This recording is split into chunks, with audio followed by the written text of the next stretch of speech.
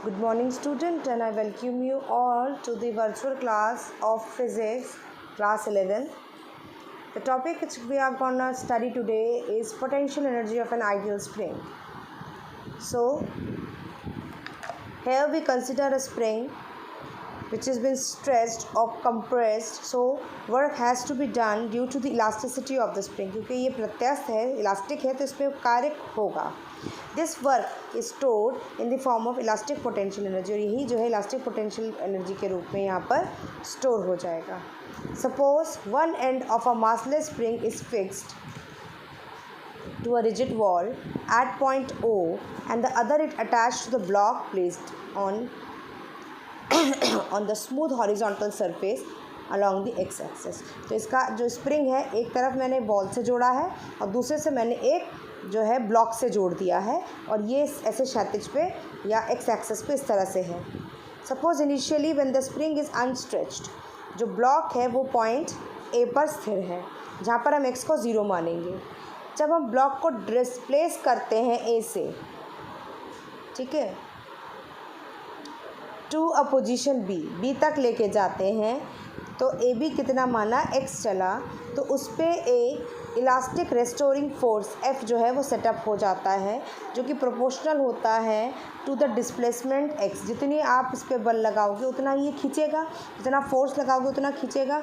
तो ये जो आपका डिस्प्लेसमेंट है ये किसके प्रोपोर्शनल है, जितने फोर्स से आप इसको खींचोगे. तो हम लिख सकते हैं कि F is proportional to minus x minus q, क्योंकि ये बल हमेशा ही इस खिंचाव को, क्योंकि प्रत्यास्थ बल है, ये एक इलास्टिक फोर्स है, तो अपने ही बल को हमेशा अपोज करेगा. और वेयर के is the force constant of the spring, इसको हम स्प्रिंग कांस्टेंट या फिर force constant of a spring कहते हैं. द नेगेटिव साइन जो है वो दिखाता है कि वो हमेशा डिस्प्लेसमेंट को फोर्स जो है वो अपोज करता है.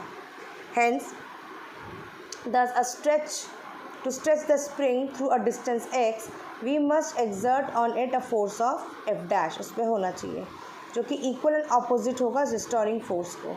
तो वो रिस्टोरिंग फोर्स किसके बराबर होगा, माइनस एफ, तो ये प्लस के एक्स आएगा, क्योंकि माइनस माइनस यहाँ से प्लस हो जाएगा. नाउ सपोज कि ब्लॉक को हमने डिस्प्लेस कर दिया बी से थोड़ी सी दूरी डेल्टा एक्स तक, ठीक है, थोड़ा सा और इसको खींच के हमने डेल्टा एक्स तक हम ले आए हैं. तो जो कार्य होगा इसमें वो कितना होगा, बल गुणा विस्थापन, तो के एक्स इंटू डी एक्स. ठीक है, तो अगर हम पूरे जो है इन छोटे से कार्य के लिए निकालना चाह रहे थे, अगर हम पूरे डिस्टेंस 0 से x के लिए निकालना चाहेंगे, क्योंकि 0 से x तक इसको हम डिस्प्लेस कर रहे थे, तो हम क्या करेंगे, इसका इंटीग्रेशन करेंगे. तो वर्क डन कितना होगा, इंटीग्रेशन ऑफ डी डब्ल्यू की वैल्यू हमने यहाँ रखी. अब हमें पता है x की पावर n का अगर मैं इंटीग्रेशन करती हूँ तो ये होता है x की पावर n+1 अपॉन n+1. तो यही हमने किया. यहाँ पर 1 था, 1+1 अपॉन 1+1. और आपको पता है कि लिमिट लगती है कैसे, ऐसे 0 से x तक. अगर मैं कैपिटल X लूँ तो पहले x मैं रिप्लेस करूँगी, यहाँ पर कितना है मेरा 1+1 यहाँ 2 हो जाएगा, upon 2 minus 0 square upon 2. The work W is stored in the spring, किस फॉर्म में, इलास्टिक पोटेंशियल एनर्जी के फॉर्म में स्टोर हो जाता है. तो इसको हम इस फॉर्म में लिख सकते हैं. This is the potential energy of a stretch spring. The same would be the potential energy अगर हम उसको कंप्रेस करेंगे. ठीक है, कंप्रेस करेंगे तब यही इसी तरह से भी इसका निकालेंगे. We can also evaluate the work W and hence the potential energy U using force displacement curve से भी हम इसको निकाल सकते हैं. अगर हम फोर्स और डिस्प्लेसमेंट के बीच में कर्व देखें तो ये जो है ये kx और ये k के साथ आता है. तो अगर मुझे कार्य निकालनी है, वर्क डन निकालना है, तो वो इसका एरिया होगा. और एरिया का फॉर्मूला क्या होता है, area of OPQ that is half base into altitude. Base कितना है मेरा OP और एल्टीट्यूड कितना है मेरा PQ, तो हाफ x इंटू KX. तो ये आपकी वैल्यू आ गई. If we release the block at the point B पे हम रिलीज़ करते हैं तो it would move back to its equilibrium position, वो वापस अपनी ही पोजीशन में जाने की कोशिश करेगी. ठीक है, at B the potential energy कितनी होगी, हाफ KX स्क्वायर, ये हमने अभी यहाँ से निकाली थी. ठीक है, so while the kinetic energy of the block which is at rest is 0 at A where x is 0, the potential energy of the unstretched spring becomes 0. being converted into the kinetic energy of the block, which is now half kx square. Hence the block does not stop at A and goes over to the position C. अगर हम इसको छोड़ेंगे तो ये वापस जो है A पे रुक नहीं जाएगा, ये वापस पीछे की तरफ जाएगा और पोजीशन C पर आएगा. Hence the block does not stop at A and goes over the position C, where A is equal to -x. क्योंकि ये जितना आगे x गया था उतना ही पीछे गया. At C, the kinetic energy of the block becomes 0, being fully converted into the potential energy of the spring.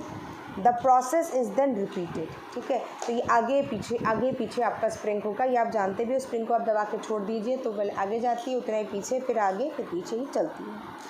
The process is then repeated. At all intermediate positions, the energy of the spring block system is partly kinetic and partly potential हो जाता है. But some जो है इनका ये हमेशा half के x square के बराबर ही आता है. ठीक है, इसी में डिस्ट्रीब्यूट होता रहता है. तो अगर हम इसका ग्राफ देखें, पी पोटेंशियल एनर्जी और काइनेटिक का against displacement, we shall obtain two curves. ठीक है, एक क्या है, ये किसका आ रहा है, ये आपका काइनेटिक एनर्जी बढ़ा फिर घटा.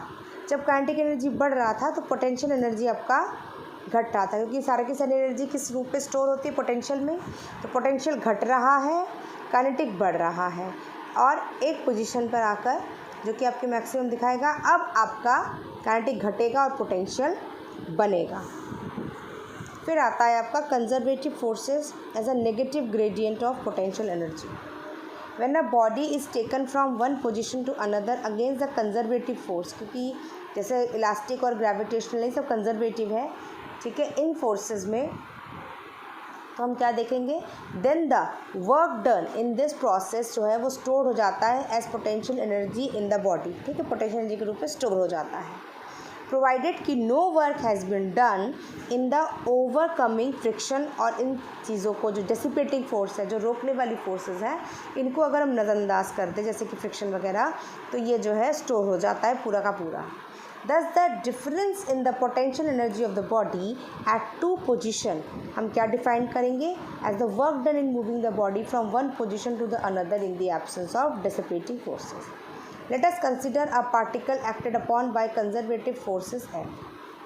Suppose the particle is moved along the x from the position x0 to a position x by means of an extremely applied force F applied. मतलब x एक्सेस पे हमने उसको x0 से x पर ले आए हैं, बल लगा के. कौन सा बल लगाया, F applied. फोर्स कौन सी थी, F applied, क्योंकि अप्लाई किया है. which just काउंटर बैलेंसेस कौन से फोर्स को, द फोर्स F माइनस. तो F जो हमने अप्लाई किया है वो बराबर होगा -F के. The work done in moving the particle which appear as potential energy. The difference in the potential of the particle, जो डिफरेंस हो रहा है पोटेंशियल एनर्जी पे, x पे अलग होगा, x0 पे, क्योंकि बॉडी मूव कर चुकी है. ये किसके बराबर होगी, is equal to the work done by the applied force on the particle in moving from x to x0.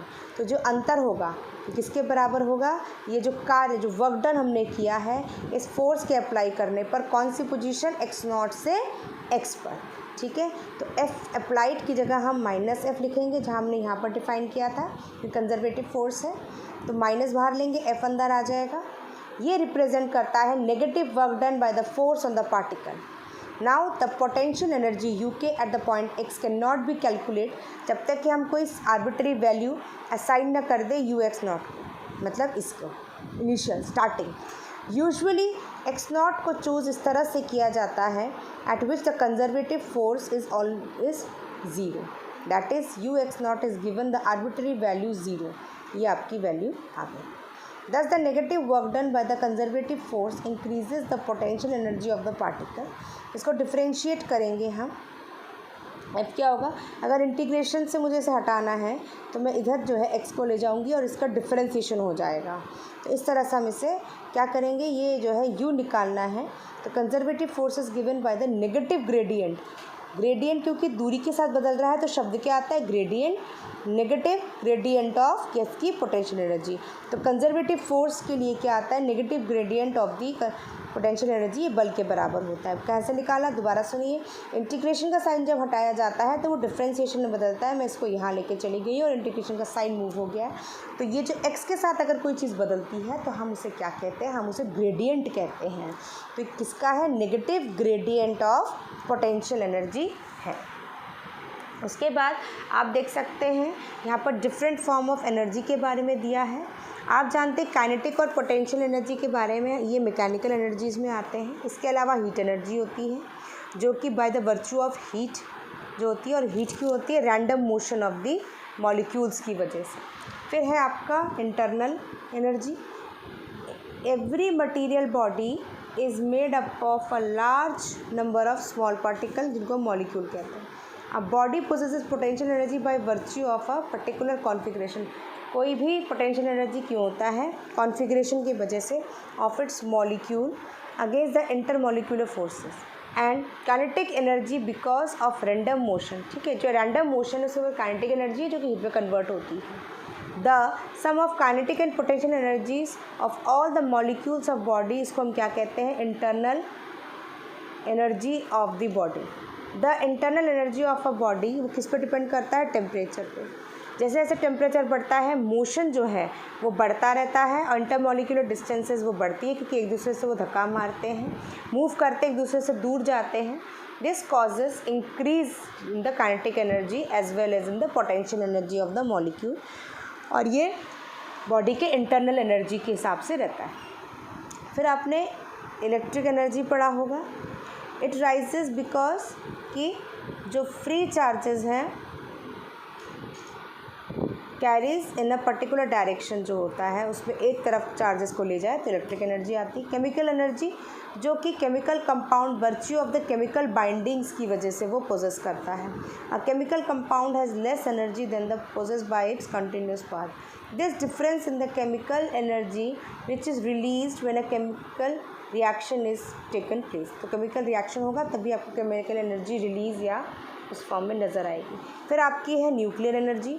Nuclear energy क्या होती है, जो कि न्यूक्लियस में होती है। This is the energy rises in nuclear reaction either by fusion of heavy nuclei into lighter. बड़े को छोटे में टूटेगा या छोटे जुड़ के बड़ा फ्यूजन करेंगे। The huge amount of solar energy comes due to the fusion reaction going on inside the sun. Fission is an important nuclear process which is responsible for the production of energy in atomic power plant जो आपने सुने होंगे। उसके बाद है principle of conservation. ये दोनों topic अभी हम बाद में पढ़ेंगे। हम पहले पढ़ेंगे principle of conservation of energy. इसके मतलब energy can neither be created nor be destroyed, बस can only be converted from one form to another। तो total amount of energy of the universe जो है वो रिमेन कांस्टेंट होता है। In other words, whenever energy disappears in one form and equal amount of energy in some other form, वो उसमें बन जाता है। अगर वो एक फॉर्म से चेंज हुआ है तो दूसरे फॉर्म में वो बदल जाएगा। No violation of this principle has yet been observe. हमने अभी तक नहीं देखा कि इसमें कोई चेंज हुआ हो। इसका एग्जाम्पल लेंगे। Let us consider the conservation of mechanical मतलब काइनेटिक और potential energy during a free falling body जो ग्रेविटी के अंदर गिर रहा है। Suppose a body of mass m held at a height h हमने ले लिया है ग्राउंड से, जो कि फ्रीली फॉल कर रहा है ग्रेविटी में। इन द बिगनिंग, शुरू में, the body is at rest a, so the kinetic energy zero. Body यहाँ रेस्ट पर है तो यहाँ पर काइनेटिक एनर्जी ज़ीरो होगा और जो कुछ भी होगा बस पोटेंशियल होगा। तो पोटेंशियल कितना होगा, m ग्रेविटी की वजह से g और h इसकी हाइट है। तो टोटल एनर्जी क्या होगी, 0 + mgh जो कि mgh के बराबर हो गया। Now suppose during free fall when the body is passing across a point b at a distance x vertically below a। ठीक है, ए पॉइंट पर अगर हम अब ए के पीछे बी में आ गए हैं, बी में हैं, ये एक्स हाइट तक हम नीचे आ चुके हैं, तो यहाँ पर हमें एनर्जी निकालनी है। तो सबसे पहले मैं अपना फार्मूला लूँगी v² - u² + 2gx। अब फाइनल तो यहाँ पर ये क्या है, हम यहाँ पर रुका मान रहे हैं, तो फाइनल तो v² है और यहाँ के रुका तो इनिशियली यहाँ पर से वो 0 से चला था, तो 0² + 2gx दूरी पूरी कर चुका है, तो 2gx। काइनेटिक एनर्जी का फॉर्मूला होता है ½ mv²। अब ½ m v² की जगह 2gx लिखेंगे, 2 से 2 कटेगा, mgx आएगा।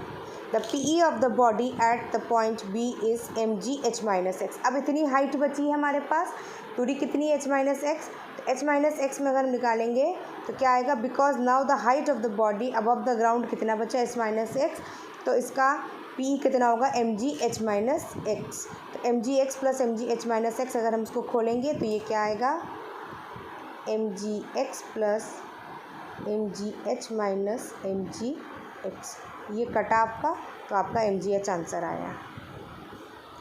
Now suppose body has fallen up to the point C, it is just to strike the ground, बस स्ट्राइक करने, टच करने वाला ग्राउंड को। Now its potential energy has become zero. अब सिर्फ काइनेटिक एनर्जी होगी, क्योंकि पोटेंशियल हाइट है ही नहीं, तो पोटेंशियल एनर्जी शून्य हो जाएगी, ज़ीरो हो जाएगी, सिर्फ इसमें kinetic energy. The body has fallen through a height h, और अगर v डैश अब इसकी वेलोसिटी है तो v dash square equal to u square plus 2gh, zero square plus 2gh is equal to, ये 2gh फिर से हमने निकाला। अब kinetic energy half M V dash square, इसकी जगह हम 2gh लगाएंगे, 2 से 2 कटेगा, mgh आएगा। तो टोटल एनर्जी क्या होगा, mgh प्लस, अब पोटेंशियल जीरो है, सिर्फ काइनेटिक है, तो mgh आएगा। Thus the mechanical energy of a free falling body remains constant at all points. As the body falls, it potential energy decrease करता है, सेम ही टाइम kinetic energy increase करता है equal amount से।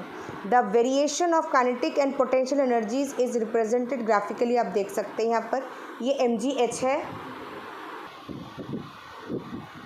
तो we can see कि जैसे जैसे आपका पोटेंशियल डाउन होता रहता है, काइनेटिक आपका इंक्रीज़ होता रहता है।